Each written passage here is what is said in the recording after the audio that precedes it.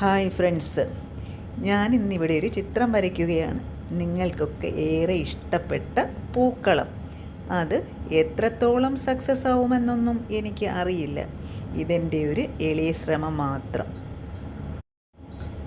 വള എങ്ങനെ വെച്ചിട്ട് അതിനകത്തുകൂടി വട്ടം വരയ്ക്കണം. എന്നിട്ട് ചെറിയ ഒരു വള വെച്ചിട്ട് വീണ്ടും വട്ടം വരയ്ക്കണം.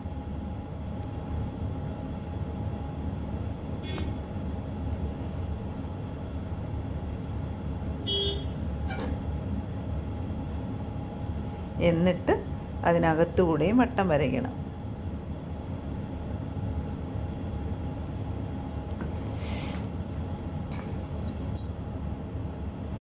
കണ്ടോ, ഇപ്പം ഇങ്ങനെ കിട്ടി. അപ്പം 3 കളങ്ങളാണ് നമുക്ക് കിട്ടിയിട്ടുള്ളത്. വീണ്ടും അതിനകത്തുകൂടി വീണ്ടും ഒരു കളം വരയ്ക്കുക.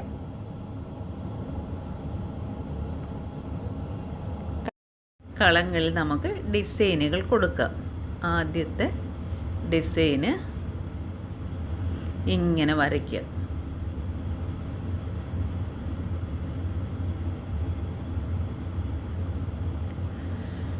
ഇനി അടുത്ത കുളത്തിന് വേറൊരു ഡിസൈന് കൊടുക്കണം.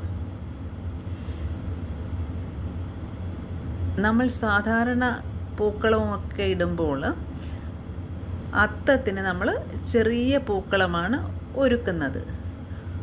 പൂക്കളുടെ എണ്ണവും കുറവായിരിക്കും. പക്ഷേ ഓരോ ദിവസം കഴിയുന്തോറും പൂക്കളുടെ എണ്ണം കൂടിക്കൂടി വരും.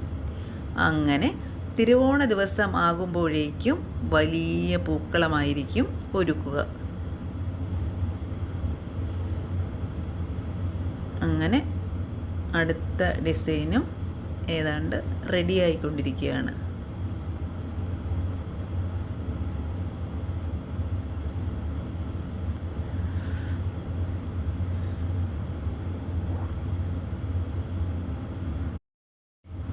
ഇനി അടുത്ത കോളവും ഡിസൈൻ കൊടുക്കുക. ഈ പൂക്കളം എന്ന് പറയുന്നത് ഓണത്തിന് ഒഴിച്ചുകൂടാൻ പറ്റാത്ത ഒന്നാണ്. പൂക്കളം എന്ന് പറയുന്നത് നമ്മുടെ ഒരു വികാരമാണ്. ഇന്ന് എവിടെയും പൂക്കളം ഒരുക്കുക പതിവാണല്ലോ. വീടുകളിൽ മാത്രമല്ല, സ്കൂളുകളിലും കോളേജുകളിലും മറ്റ് സ്ഥാപനങ്ങളിലും എല്ലാം അവർ മത്സരിച്ചാണ് പൂക്കളം ഒരുക്കുന്നത്.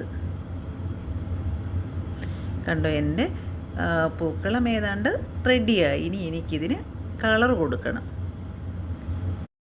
അങ്ങനെ ഞാൻ പൂക്കളത്തിന് നിറങ്ങളൊക്കെ കൊടുത്തിട്ടുണ്ട്. എൻ്റെ ഈ ചിത്രം നിങ്ങൾക്ക് ഇഷ്ടപ്പെട്ടോ? ഇഷ്ടപ്പെട്ടെങ്കിൽ ലൈക്ക് ചെയ്യണേ.